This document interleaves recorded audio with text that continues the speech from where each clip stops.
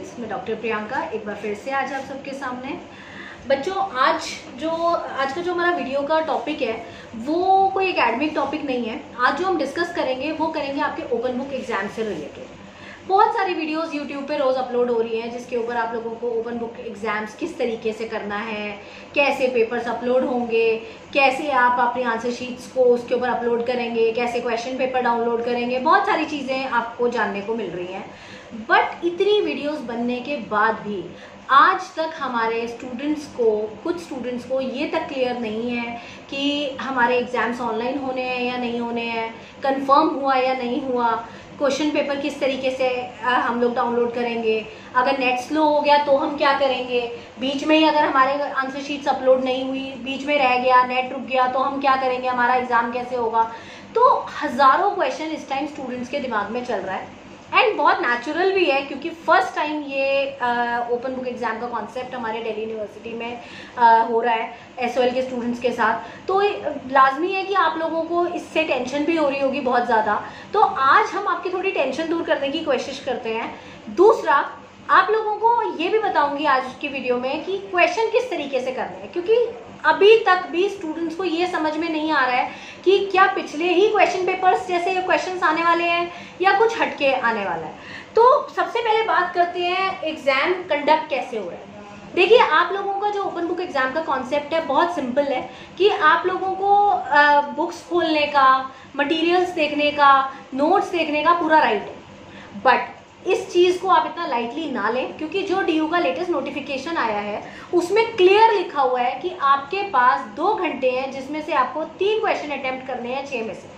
Out of 6 question you have to attempt 3, but वो जो 3 question करने हैं उसको करने के लिए आपके पास 2 घंटे, रिमेनिंग 1 घंटा आपके पास क्वेश्चन पेपर अपलोड करने के लिए, डाउनलोड करने के लिए और अपनी आंसर शीट्स को अपलोड करने के लिए। तो उस 2 घंटे में अगर आपको 3 क्वेश्चन करने हैं तो यू हैव 40 मिनट्स पर क्वेश्चन। आपके पास 40 मिनट है एक क्वेश्चन को करने के लिए।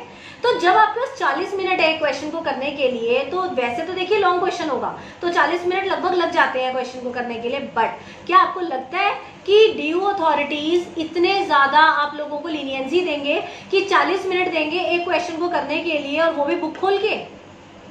तो इस वजह से आप लोगों को इस चीज़ को बहुत ज़्यादा लाइटली नहीं लेना है क्योंकि कई स्टूडेंट्स इस टाइम पे सिर्फ अपना चीटिंग मटेरियल इकट्ठा करने की कोशिश कर रहे हैं। उनका फोकस सिर्फ इस चीज़ में है कि ज़्यादा से ज़्यादा मटेरियल इकट्ठा कर लिया जाए और एग्जाम में वो काम आ जाएगा। But let me clear you one very important thing कि आपके पास 2 घंटे में इतना टाइम नहीं होगा कि आप क्वेश्चन को पढ़ें, समझें, उसके बाद उसके आंसर्स को बुक में से निकालें। आपको अपनी थॉरो नॉलेज होना बहुत ज़रूरी है क्योंकि खाली आप इधर उधर से देख देख के आंसर्स नहीं फ्रेम कर सकते। उसका रीज़न ये है कि जो क्वेश्चंस आएंगे वो बिल्कुल सिंपल क्वेश्चन नहीं आने वाले जैसे आपके प्रीवियस ईयर क्वेश्चन पेपर्स में आते हैं। आपके प्रीवियस ईयर क्वेश्चन पेपर में स्ट्रेट फॉरवर्ड क्वेश्चंस हैं, ऑब्जेक्टिव्स पूछे गए हैं, फंक्शंस पूछे गए हैं, एडवांटेजेस डिसएडवांटेजेस पूछे गए हैं। इस तरीके का straight forward question you can't expect in this exam, आप नहीं एक्सपेक्ट कर सकते। तो उसके लिए आप लोगों को नॉलेज होनी बहुत ज़्यादा ज़रूरी है कि किस तरीके से कौन सा कॉन्सेप्ट आपने रेडी करना है। तो मैं आपको आज उसका तरीका बताती हूँ कि आपने कैसे तैयारी करनी है, क्योंकि आप लोगों को ये लगेगा मैम आप तो डरा रहे हो। मैं डरा नहीं रही हूँ, मैं आप लोगों को समझाने की कोशिश कर रही हूँ कि बेशक ये ओपन बुक है बट आप लोगों के पास इतना टाइम नहीं होगा कि आप बुक्स खोल के आंसर्स को ढूंढें। सबसे पहला वे आउट इसका ये है कि आप अपने सारे नोट्स को एक फाइल में कन्वर्ट करें, या तो रजिस्टर में, जिसके पास लैपटॉप अवेलेबल है वो लैपटॉप यूज़ कर सकते हैं, जिनके पास नहीं है वो अपने रजिस्टर्स यूज़ कर सकते हैं।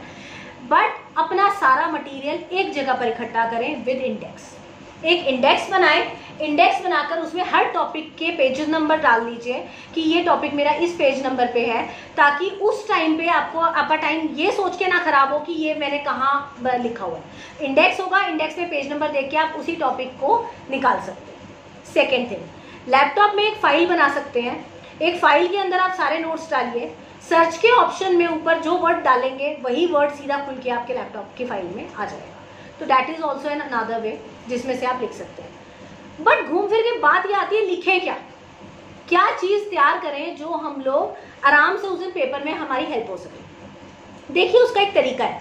मैं एक एग्जांपल लेके समझाती हूँ, बहुत ही कॉमन सा टॉपिक है। सपोज ग्लोबलाइजेशन का हमारा एक टॉपिक है वर्ल्ड बैंक या IMF उठा लीजिए या कुछ भी उठा लीजिए।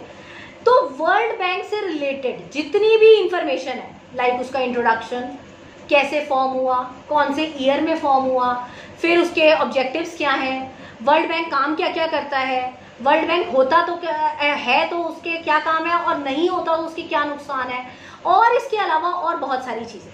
तो वर्ल्ड बैंक से रिलेटेड जितनी भी इंफॉर्मेशन है वो सारा का सारा आप एक फोल्डर में डाल लीजिए या एक रजिस्टर में मेंटेन कर लीजिए। अब उसको बनाने के बाद आपका वो वर्ल्ड बैंक से रिलेटेड सब कुछ तैयार हो गया। सपोज आपको क्वेश्चन आया कि एक ऐसी ऑर्गेनाइजेशन का नाम बताइए जो इस डेट पे बनी, उसके इतने मेंबर कंट्रीज हैं और उसका काम है दूसरी कंट्रीज को लोन प्रोवाइड करना, और अगर वो ना होती तो क्या इफेक्ट आता इकोनॉमी के ऊपर।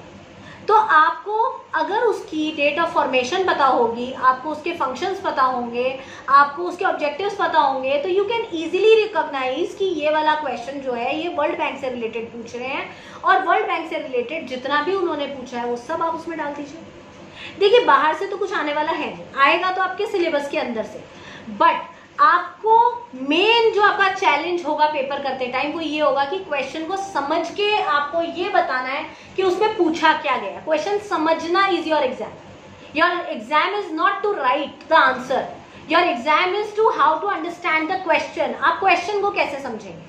आपको अगर क्वेश्चन समझ आ गया तो आपने जंग जीत ली। या फिर इसका एक तरीका ये भी है कि आपको एक क्वेश्चन के अंदर 5 क्वेश्चन लिखे हुए आ जाए, ABCDE करके 4 लिखे आ जाए, 3 लिखे आ जाए, तो तीनों ही लॉन्ग क्वेश्चन।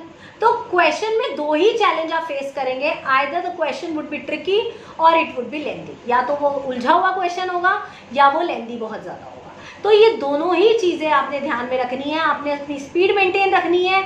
आपने ये नहीं सोचना कि आपका 40 मिनट है एक क्वेश्चन को करने के लिए तो आप उसको बड़े आराम से कर सकते हैं। आपने 40 मिनट के बजाय 30 मिनट मार्जिन लेके चलना है, और 30 मिनट के बाद 10 मिनट आपने अपने रिवीजन के लिए रखना है। तो ये आपका मेजर हो गया ओपन बुक एग्जाम कैसे होगा। अब दूसरी चीज दूर करते हैं आपकी टेंशन इस चीज की कि जिन बच्चों को डर लग रहा है हमारा नेट स्लो हो जाएगा तो हमारा पेपर कैसे होगा।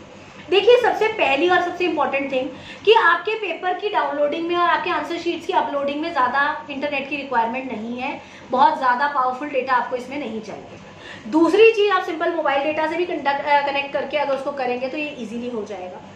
फिर भी DU ने एग्जाम सेंटर्स बनाए हैं, बहुत सारे कॉलेजेस में भी बहुत सारी फैसिलिटी दी है, आप उसको भी पता कर सकते हैं। अगर आप लोगों को बिल्कुल इंटरनेट को यूज करना नहीं आता है, अपलोडिंग डाउनलोडिंग का काम नहीं आता, तो you can take the facility of that colleges और दैट एग्जाम सेंटर्स जो आपको इन चीज़ों में हेल्प कर सकते हैं। या फिर आप पर्सनली किसी साइबर कैफे पे भी जाके बात कर सकते हैं उनको पैसे देकर कि हमारे क्वेश्चंस और आंसर शीट्स को अपलोड करने में वो उनकी आपको मदद करते हैं। तो ये तो हो गई क्वेश्चन पेपर्स वगैरह की बात। दूसरी चीज, जब क्वेश्चन पेपर आएगा तो DU के पोर्टल के ऊपर आपका क्वेश्चन पेपर जब आएगा तो आपके पास प्रॉपर टाइम है उसको डाउनलोड करने के लिए। डाउनलोड करके आप उसका एक फोन से फोटो ले लें या उसका प्रिंट आउट ले लें या कुछ भी जो भी आपके पास फैसिलिटी उस टाइम अवेलेबल है, ताकि अगर कल को बीच में लाइट चली जाए या नेट स्लो हो जाए तो आपके पास 2 घंटे एटलीस्ट है, आपके पास क्वेश्चन पेपर है, आप उसको कर सकते हैं बैठ के। उसके बाद आप लोगों ने हर क्वेश्चन को एक अलग फाइल बनानी है, हर क्वेश्चन की एक अलग फाइल बनेगी, 3 क्वेश्चन की 3 फाइल बनेगी और 1 by 1 आप उसको बाद में अपलोड करेंगे। 1% अगर आपकी अपलोडिंग नहीं हो पाती या किसी वजह से रह जाती है तो आप लोगों को बाद में DU की तरफ से एक मेल ID भी दी जाएगी जिसपे आप पर्सनली अपना आंसर्स मेल कर सकते हैं। बट ये उसी केस में जिसको सच में प्रॉब्लम हुई और वो अपलोड नहीं कर पाया, आप ऐसे ही ईमेल नहीं करेंगे। तो there are lot many facilities, आपको इतना डरने की जरूरत नहीं है। DU अथॉरिटीज भी जानते हैं कि आप लोगों के साथ ये फर्स्ट टाइम हो रहा है तो बहुत लोगों को प्रॉब्लम भी होगी, तो इस वजह से उन्होंने बराबर की आप लोगों को फैसिलिटी भी दी है। लास्ट थिंग, एक और बात आपको बता दूं कि हर ये जो दिल्ली यूनिवर्सिटी के हर कॉलेजेस मॉक टेस्ट कंडक्ट करवा रहे हैं जो आप लोगों की प्रैक्टिस के लिए एक डेमो है कि किस तरीके से आपने क्वेश्चन पेपर डाउनलोड करना है और कैसे अपनी आंसर शीट्स अपलोड करनी है। उसके लिए हमारे रेगुलर कॉलेज जो दिल्ली यूनिवर्सिटी के रेगुलर कॉलेज है जैसे लक्ष्मीबाई है, गुरु तेग बहादुर है, इन कॉलेजेस ने अभी से बच्चों की प्रैक्टिस करानी शुरू कर दी है। अगर आप लोगों के कहीं लिंक्स हैं तो आप उनसे क्वेश्चन पेपर्स ले सकते हैं और उनकी प्रैक्टिस कर सकते हैं। बट अगर नहीं भी मिल पाता किसी स्टूडेंट को तो उनको निराश होने की जरूरत नहीं है। बहुत जल्दी मैं एक मॉक टेस्ट कंडक्ट कराने वाली हूँ जिससे आपकी काफ़ी अच्छी प्रैक्टिस हो जाएगी।